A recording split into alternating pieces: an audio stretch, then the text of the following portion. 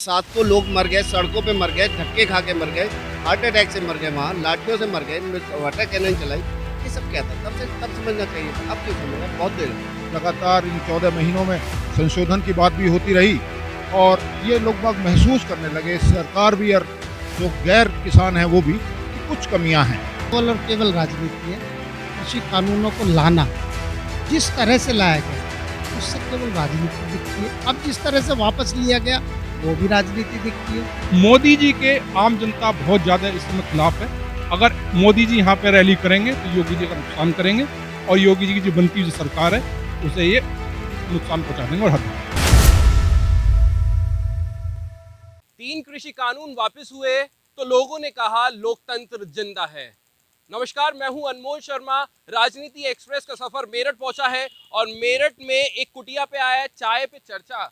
कहते हैं कि राजनीति की सबसे बेहतर जो चर्चा होती है वो चाय पे होती है। चाय की चुस्कियां लेते रहते हैं। सुबह का समय है, यहाँ पे तमाम लोग यहाँ पे बैठे हुए और यही राजनीति की बातें चल रही थी यहाँ पे। तो सबसे पहले इन्हीं से बात करेंगे, क्या राय है।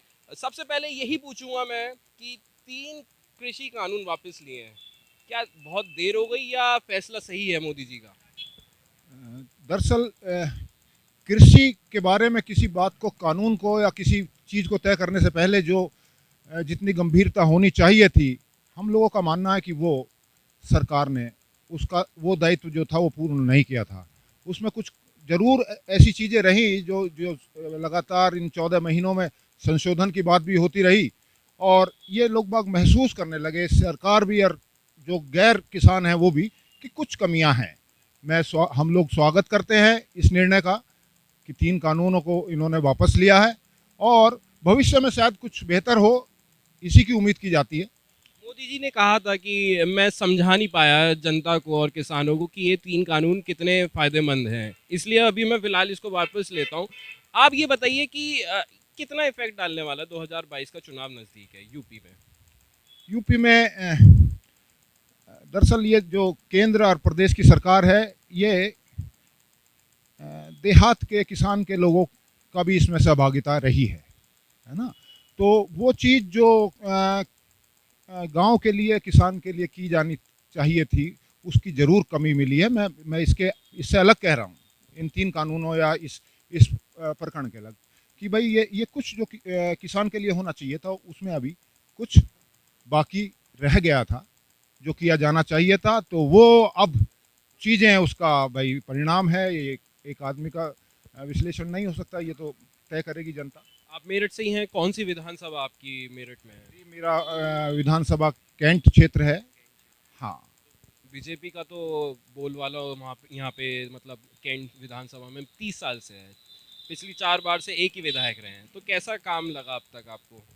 बीजेपी का यहाँ सही कह रहे हैं आप, आधार है, बहुत बड़ा आधार है और सरकार ने कुछ अच्छे काम किए हैं, कानून व्यवस्था पे अच्छा काम किया है। सरकार ने, विधायक की बात कर रहा हूँ मैं अभी। विधायक की निष्क्रियता जरूर इस क्षेत्र में थोड़ा सा साबित हुई है, या उतना जितना होना चाहिए था विधायक के स्तर पे हम लोगों ने जरूर महसूस किया है।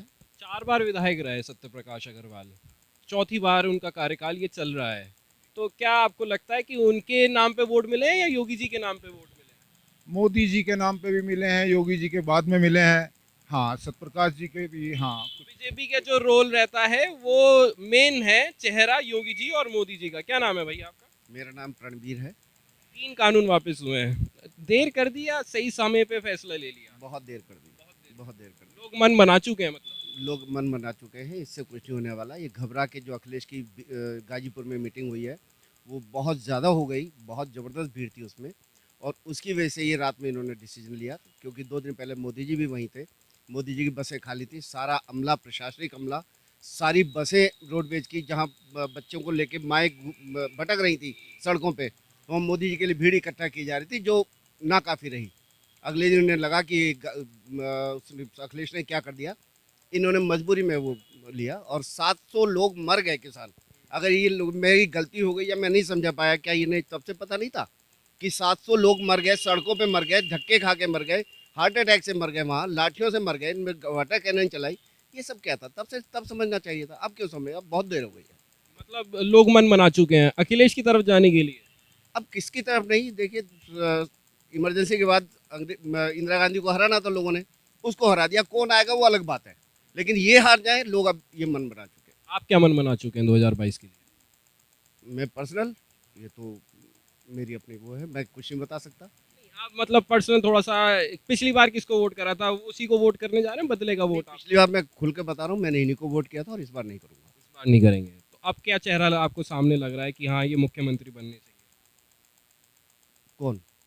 यूपी में अब ये मुख्यमंत्री बनने चाहिए, आपको क्या लग रहा है कि 2022 में ये मुख्यमंत्री बनने चाहिए और ये बढ़िया काम करेंगे? योगी नहीं बनते तो फिर मेरी पहली पसंद मायावती। मायावती जी, मायावती जी अब जैसे अंडरग्राउंड हो चुकी हैं एक तरीके से, और मेरे को नहीं लग रहा है कि वो सामने भी आ रही है। इस टाइम इलेक्शन नज़दीक है, अभी तक तो सामने हमें दिखी नहीं। हालांकि ट्विटर पे एक दो बार उन्होंने ट्वीट ज़रूर करा है, पर आपको लग रहा है कि 2022 में मायावती जी? नहीं, मुझे ऐसा नहीं है, पर आपने मेरी पसंद पूछी तो मेरी पसंद वो थी। मेरी पसंद मायावती जी, आपकी क्या पसंद है? हाँ, मेरी पसंद महत्वपूर्ण नहीं है। महत्वपूर्ण ये है कि जनता की पसंद क्या है। महत्वपूर्ण ये, जनता में तो आप भी आते हैं। हाँ, तो वही मैं कहना चाह रहा हूँ कि व्यक्ति विशेष की इच्छा से नहीं, समूह क्या इच्छा करता है, और समूह की जब राय ली जाएगी, वो ली जाएगी किन के माध्यम से? समूह के रिप्रेजेंटेटिव से।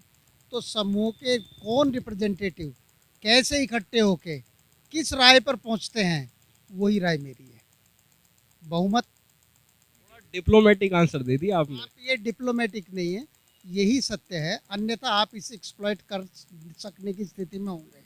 तो किसी शब्दों को एक्सप्लॉइट ना किया जा सके, ऐसा ख्याल भी प्रत्येक व्यक्ति को रखना चाहिए।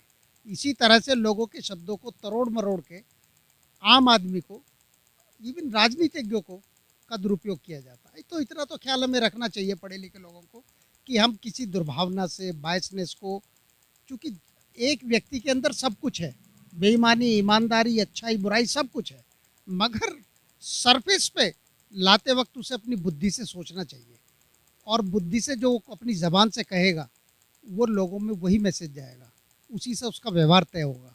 इसलिए कम से कम सबसे पहले तो स्वयं पे नियंत्रण है। अगर मैं ये कह दूं कि आप मुझे अच्छे नहीं लग रहे हैं देखने में, तो स्वाभाविक है आपको अच्छा नहीं लगेगा। तो आपका एनालिसिस क्या रहा है? 2022 का चुनाव भी नज़दीक है, आपने 4.5 साल भाजपा के देख लिए, उससे पहले भी कई सरकारें देख ली होंगी। फिलहाल भाजपा की अगर बात करें तो आपका एनालिसिस क्या कह रहा है? देखिए, ये तो जहाँ तक अभी आम आदमी की अज्ञानता, अनअवेयरनेस की वजह से केवल और केवल राजनीति है। कृषि कानूनों को लाना जिस तरह से लाया गया, उससे केवल राजनीति दिखती है। अब जिस तरह से वापस लिया गया, वो भी राजनीति दिखती है। अब आप कहेंगे क्यों, है ना? देखिए, अगर इन्हें इतना बड़ा बदलाव इतने बड़े समाज के साथ करना था, उसके कॉमन मैन के रूप में मैं कोई एक्सपर्ट तो हूँ नहीं, पर जितना मैंने सुना और पढ़ा है, उसके आधार पर उसकी अच्छाइयाँ तो बहुत दिखती हैं, मगर उन अच्छाइयों को बताने में, डिस्कस करने में, लोगों को कन्विंस करने में जितना समय इन्हें लेना चाहिए था सरकार को, सरकार ने नहीं लिया।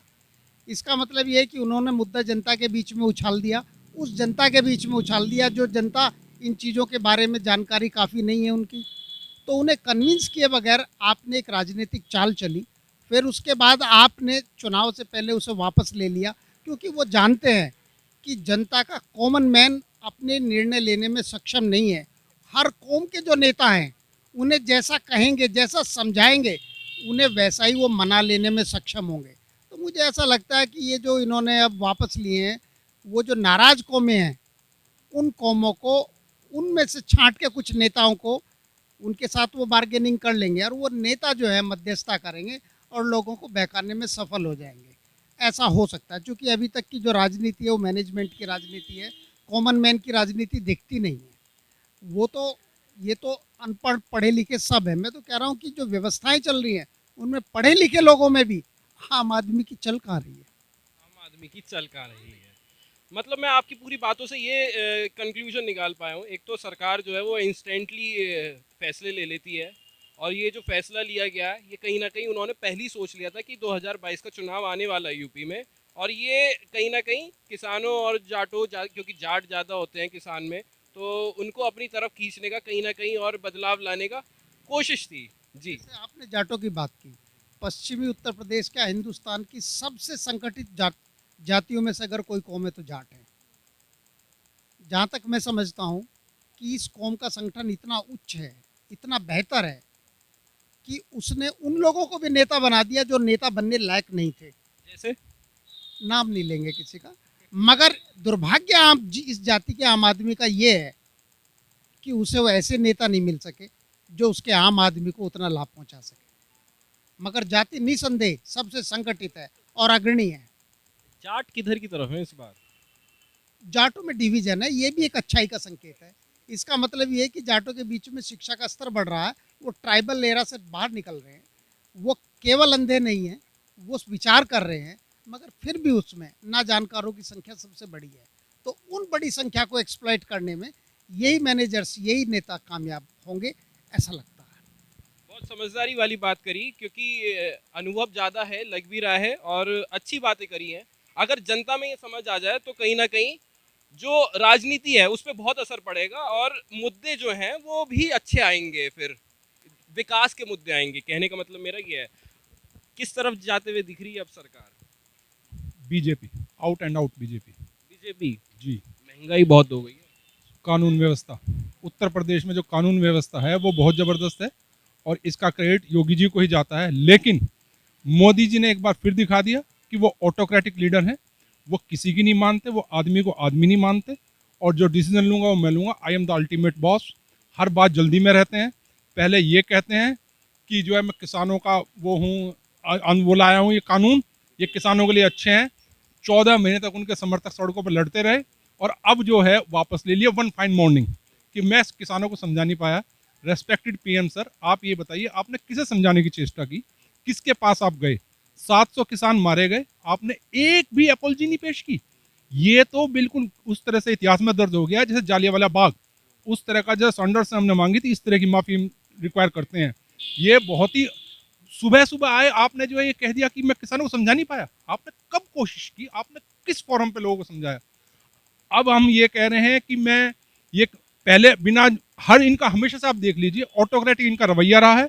ये हमें हर चीज़ को कभी भी संसद में नहीं करते, अपने आप करते हैं।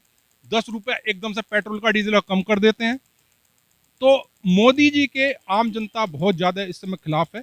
अगर मोदी जी यहाँ पे रैली करेंगे तो योगी जी का नुकसान करेंगे और योगी जी की जो बनती हुई जो सरकार है उसे ये नुकसान पहुँचा देंगे और हरवा देंगे। मेरे को जानकारी मिली है कि पश्चिमी उत्तर प्रदेश का जो प्रभारी बनाया गया है वो अमित शाह जी को बनाया गया है, तो उनसे फायदा हो सकता है योगी जी को? बिल्कुल, दोनों एक ही भाई हैं।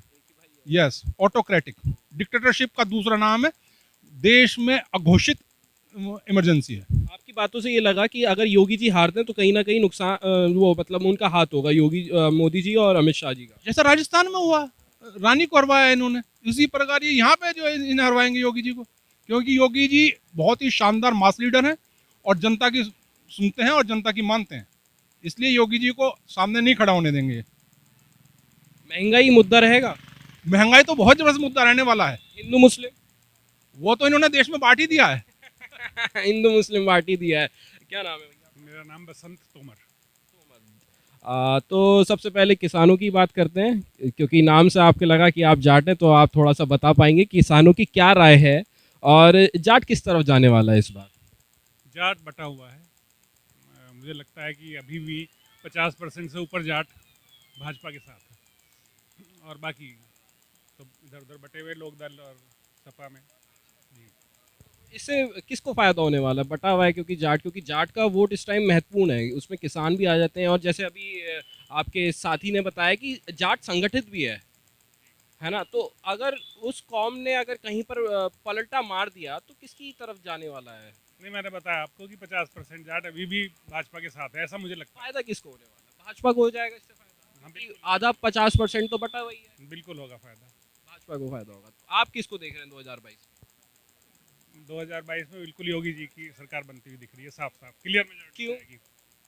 भाई उन्होंने अच्छे काम किए, कानून व्यवस्था बढ़िया है और जो पैसा आया उसे ठीक जगह लगाया। अपना योगी जी की छवि बहुत अच्छी है, मोदी जी की छवि बहुत बढ़िया है, तो मुझे लगता है कि बिल्कुल योगी जी दोबारा कानून व्यवस्था की बात करी आपने, लखीमपुर कांड हुआ, हाथरस कांड हुआ, गोरखपुर में पुलिस ने एक बिल्डर की हत्या कर दी, तो इस तरीके से कानून व्यवस्था कहाँ चल पा रही है? इस तरह के छोटे मोटे कांड तो होते ही रहते हैं। छोटे मोटे कांड है।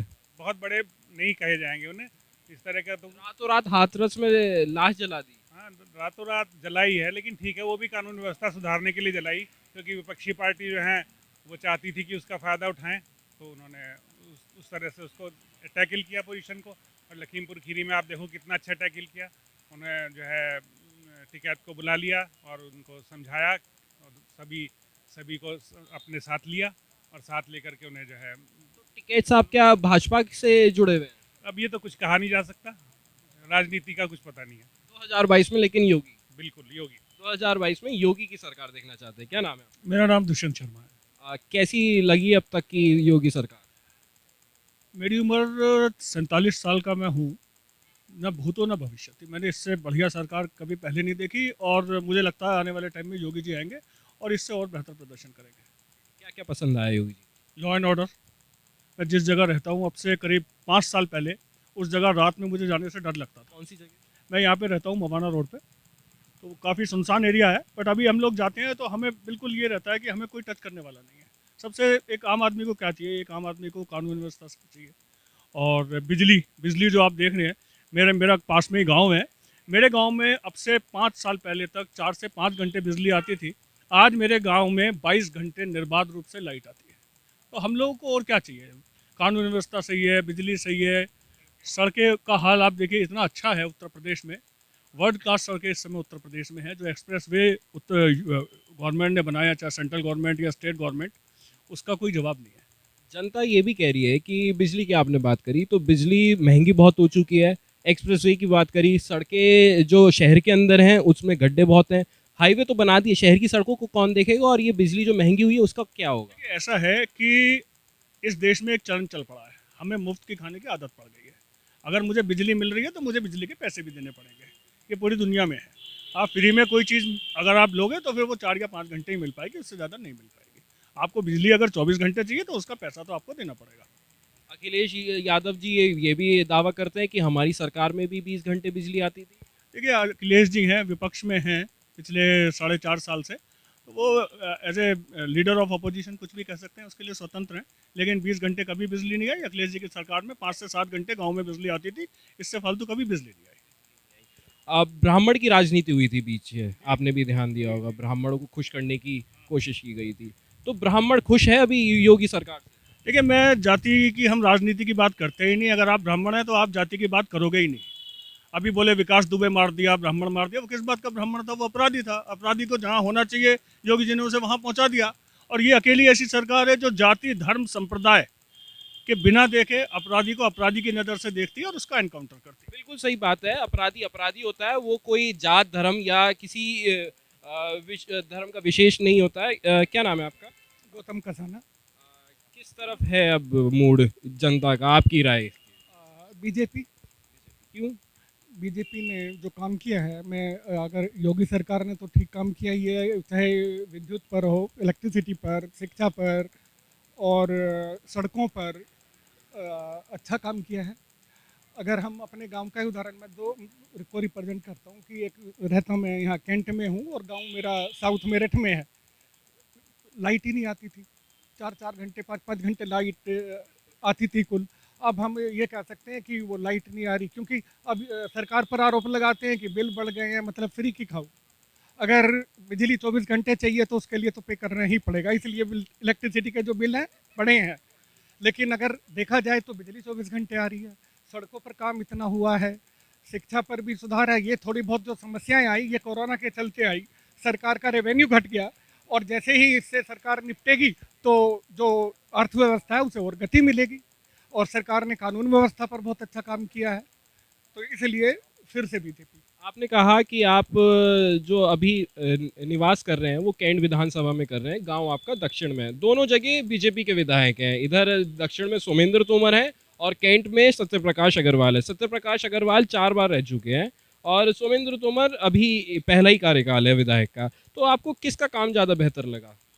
सोमेंद्र तोमर अच्छा काम कर रहे हैं साउथ मेरठ में, लेकिन यहाँ सतपाल जी के साथ प्रॉब्लम ये है, जो विधायक हैं उनकी एज ज़्यादा थी, उनका तो टिकट ही गलत हुआ था पिछली बार, और वो एक्टिव ही नहीं रह पाते हैं। पता नहीं कुछ मजबूरी बस क्या रही होगी कि टिकट दे दिया, नहीं तो कोई यंग और युवा कैंडिडेट यहाँ आना चाहिए साउथ मेरठ से, जो जनता के बीच पहुंच सके। वो बिल्कुल 5 साल निष्क्रिय रहे हैं, कुछ नहीं किया। और उससे पहले वाले 15 साल मतलब वो निष्क्रिय ही हैं। और जो जीते हैं वो मोदी और योगी के नाम पर जीते हैं, अपने व्यक्तिगत उस पर नहीं। क्योंकि मेरठ ये कैंट जो है, कैंट बीजेपी का गढ़ रहा है, उस नाम पर जिसे भी टिकट मिल जाएगा वो जीतता रहा है। कोई विपक्ष का जीता ही नहीं है, इसलिए वो जीत गए, लेकिन टिकट गलत था पूरी। आपको ये लगता है कि सत्य प्रकाश अग्रवाल के जो कार्यकाल अब तक रहा है कामना करने का, और इसका इफेक्ट भी पड़ेगा आने वाली चुनावों में? बहुत कम, जो थोड़ा बहुत स्वीपिंग वोटर होता है वो थोड़ा बहुत हो सकता है, क्योंकि जो नाम है वो तो योगी और मोदी के नाम पर चल। चेहरा बदलेगा तो ही कैंट जीतेगा। हाँ, बदलना चाहिए, ये मेरी। बदलना चाहिए, चेहरा बदलना चाहिए। एक बुजुर्ग और हैं, एक लास्ट राय ले लेते हैं। मैं बुजुर्ग इसलिए कह रहा हूं, अरे चल दिए चल दिए, मेरी फीस महंगी है। फीस महंगी, हम फीस चलिए ये बात नहीं करना चाहते। मैं बुजुर्ग की राय इसलिए लेना चाहता था, मैंने इसलिए कहा था क्योंकि बुजुर्ग जो हैं बहुत बढ़िया बातें करते हैं, अनुभव अच्छा देते हैं और बहुत सारा एक्सपीरियंस उनको होता है। खैर, यहाँ पे आपने लोगों की सबकी राय जानी है। अब किस तरफ मूड जाने वाला है लोगों का, 2022 का चुनाव बिल्कुल नज़दीक है। 3 कृषि कानून वापस हो गए हैं। काफ़ी मुद्दे हैं, महंगाई का मुद्दा भी रहने वाला है और मेरे ख्याल से हिंदू मुस्लिम का भी रहने वाला है। हालांकि यहाँ हिंदू मुस्लिम की ऐसी कोई बात सामने नहीं आई है और कुछ लोगों ने, जो हमने पहले बात करी थी, उन्होंने ये भी कहा कि हिंदू कभी खतरे में था ही नहीं और ना आगे वाले समय में होगा। ये पॉलिटिकल मुद्दे हैं। अब देखेंगे कि 2022 में चुनाव किस ओर जाता है और किसकी सरकार बनेगी, किसके सर पे ताज सजेगा।